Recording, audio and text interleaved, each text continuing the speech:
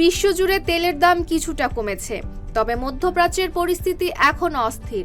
Iran ও যুক্তরাষ্ট্রের মধ্যে উত্তেজনা কমাতে আলোচনা চলছে। এর প্রভাবেই ব্রেন্ট ক্রুড তেলের দাম ব্যারেল প্রতি ৩৫ সেন্ট কমে $৮৮.৮৭ নেমেছে, আর WTI তেলের দাম প্রায় অপরিবর্তিত রয়েছে। এর দাম ব্যারেল প্রতি $৮২.৪৭।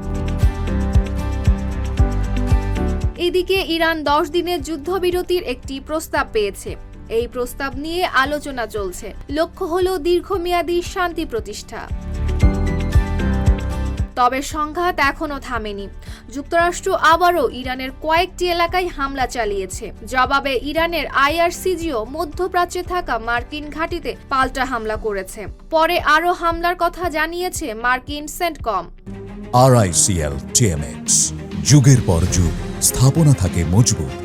অন্যদিকে ইয়েমেনের হুতি গোষ্ঠী সৌদি আরবের বিরুদ্ধে নৌ অবরোধের ঘোষণা দিয়েছে।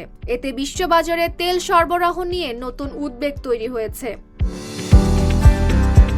বিশ্লেষকদের মতে আলোচনার কারণে আপাতত তেলের দাম কিছুটা কমেছে, তবে সংঘাত আবারও বাড়লে তেলের দাম দ্রুত বাড়তে পারে। Desk report, Dhaka post.